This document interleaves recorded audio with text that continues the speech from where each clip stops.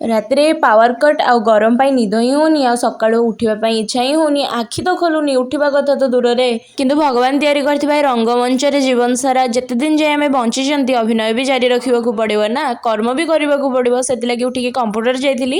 ଆସିଲା ପରେ ଏଇଠି ମୋ 2 ବର୍ଷ ତଳର ମାନେ ମୋ କଲେଜ ଲାଇଫର କିଛିଟା ଭିଡ଼ିଓ ଦେଖୁଥିଲି। 2 ବର୍ଷ ଲାଇଫ ଭିତରେ ଏତେ ଦୁଷ୍ଟ ହେଇଛି କହିବାର ନାହିଁ। ଫାର୍ଷ୍ଟ ଇୟରଟା ବେଶୀ ହେଇଛି, ସେକେଣ୍ଡ ଇୟରଟା ବେଶୀ ହେଇନି। ଯେମିତିକି ରାସ୍ତାରେ ଗଲାବେଳେ, ଟ୍ୟୁସନ ଗଲାବେଳେ ରାସ୍ତା ବିଲ ମଝିରେ ପଶିକି କୋଳି ଚୋରି କରିବା, କଇଥ ବଣରେ ପଶିକି କଇଥ ଚୋରି କରିବା, ଆଣିକି ତାକୁ ପୁଣି ରାସ୍ତାରେ ପିଟିକି ଖାଇବା, ବର୍ଷାରେ ଓଦା ହବା, ବିରିୟାନୀ ଖାଇକି ଆସିକି ଛୋଟ ଛୋଟ ବ୍ଲଗ ବନେଇବା, କଲେଜ ଗଲାବେଳେ କଣ୍ଟି କୋଳି ଚୋରି ଆଉ ରାସ୍ତାରେ ରହିକି ଜାମୁକୋଳି ତୋଳିବା, ସାରଙ୍କ ପ୍ୟାଣ୍ଟରେ ଟ୍ୟୁସନରେ ସେଲୋଟେପ୍ ଲଗେଇବା, ଆହୁରି ବି ବହୁତ ସାରା ଏମିତି କାମ କରିଛି ଯୋଉଟାର ଭିଡ଼ିଓ ନାହିଁ, କିନ୍ତୁ ଇମୋସନ ରହିଯାଇଛି, ଗୋଟେ ମେମୋରି ହେଇକି ସେଇଟା ଆମ ମାଇଣ୍ଡ ଭିତରେ ରହିଯାଇଛି। ଏଇ ସାଙ୍ଗମାନେ ଆଉ ଏଇ ଟାଇମ୍ ଆମ ଜୀବନରେ ଆଉ କେବେ ବି ରିଟର୍ନ କରିବନି। ଏଇ ସ୍କୁଲ ଲାଇଫ, କଲେଜ ଲାଇଫ ଏଇଠି ସବୁ ସରିଗଲା, ଆଉ କେବେ ବି ଏଗୁଡ଼ାକ ଆମ ଲାଇଫରେ ଫେରିକି ଆସିବନି। ଆଉ ଯଦି କିଛିଟା ସାଙ୍ଗମାନେ ଆମ ଲାଇଫରେ ରହିଗଲେ, ବହୁତ ରେୟାର ଫ୍ରେଣ୍ଡ ଆମ ଲାଇଫରେ ରହିଯାଆନ୍ତି ଯୋଉମାନେ ଆମ ସହିତ ଆଗକୁ ବଢ଼ନ୍ତି। ଆପଣମାନଙ୍କ ସହ କଥା ଗୁଡ଼ାକ ସେୟାର କରିକା ଏଇଠି ମୋ ଜଗାର ଆଉଟଲାଇନ୍ ବନେଇ ଦେଇଥିଲି। ତାପରେ ଯାଇଥିଲି ଟିକେ ଛାତକୁ କିଛି ହାର୍ଭେଷ୍ଟିଂ କରିବା ପାଇଁ। ଭାବିନଥିଲି କିଛି ହାର୍ଭେଷ୍ଟିଂ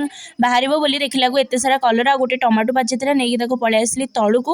ଆସିବା ପୂର୍ବରୁ ଏଇଠି ଗୋଟେ କ୍ୟାପଚର କରିଥିଲି ରଜନୀଗନ୍ଧା ଫୁଲ। ଏଇଟା ଫାର୍ଷ୍ଟ ଟାଇମ୍ ପାଇଁ ଫୁଟିଛି ମୋ ଗାର୍ଡେନରେ। 6ଟା ବାଜିଗଲା ମାନେ ଘଣ୍ଟାରେ ମନ ପ୍ରାଣ ଆତ୍ମା ସମସ୍ତେ କୁହନ୍ତି କିଛି ଚଟପଟା ଖାଇବା ପାଇଁ। ସେଥିଲାଗି ଆଜି ଖାଇଥିଲି ଅଟା ମୋମୋ।